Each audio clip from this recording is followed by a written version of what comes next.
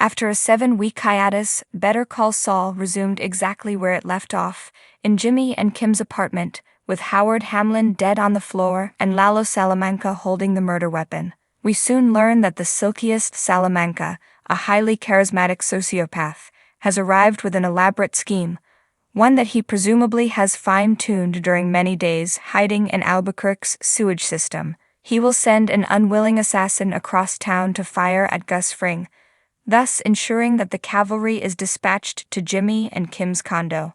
With heavies like Mike out of position, Lalo was free to infiltrate Fring's superlab.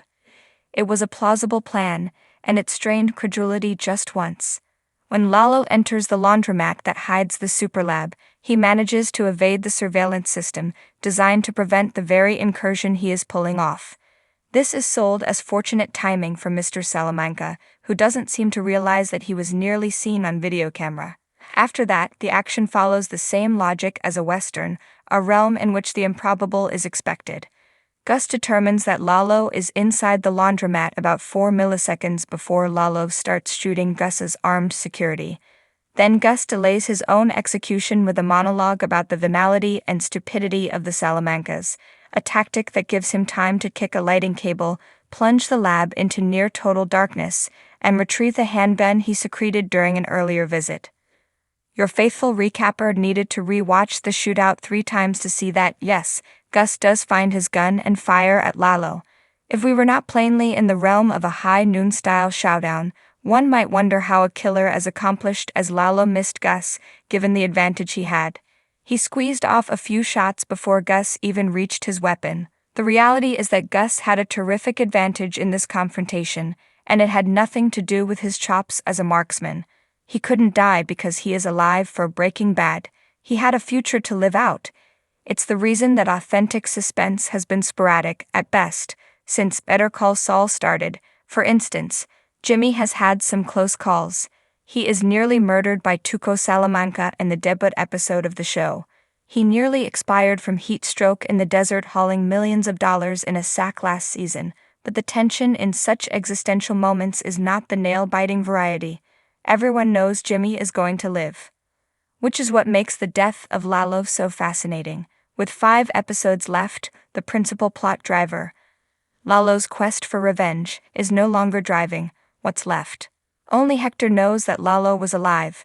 Everyone else in the family is convinced that Lalo died in that home invasion, largely because Lalo did such a thoroughly convincing job of faking his own death, right down to leaving a corpse that looked like him and left behind nearly identical dental records. Remember the wife of that poor Mexican peasant, thanking Lalo for bankrolling her husband's dental work? Yeah. Lalo had a vanishing plan long before he needed it. No doubt Fring will face some impediments, but the writers have remarkable latitude to create them. More than that, they can turn their attention to Gene Takavic, the joyless schlub Saul becomes after Breaking Bad, who was last seen working as a manager of a Cinnabon in Omaha, convinced that his cover had been blown. Whatever happens to Takavic, he doesn't have the future problem that constrained Jimmy/Saul. What will happen to Jimmy/Saul/Gene is anyone's guess. The same goes for Kim. She is never mentioned in Breaking Bad. But the names Lalo and Ignacio are, and both of those guys are dead. The fate of Kim is one of the great unknowns of this story, and the possibility that it could intersect with the Omaha version of Jimmy/Saul is tantalizing. Here's what's certain. Walter White, Bryan Cranston, and Jess Pinkman, Aaron Paul are about to turn up in 3 scenes according to a recent Cranston interview. And the promo poster for this season shows Gene Takavic taking off a bright red sports jacket. The rest is a very eagerly anticipated mystery. One upside to watching a murder in your condo: refrigerator upgrade. Did Fring hire a body double? It seems as though the young man Kim points to as her intended murder victim plays no other role than providing potential bait to a would-be assassin. That said, he does appear mildly startled to learn that he was her target.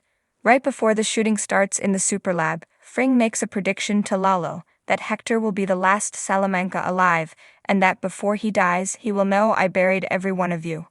As it happens, this is true. As we say goodbye to Lalo, let's celebrate this singular character. He was the only Salamanca who knew how to behave in polite society. His bar scene with Wiener Ziebler's widow, for instance, is one that no other member of his clan could have managed.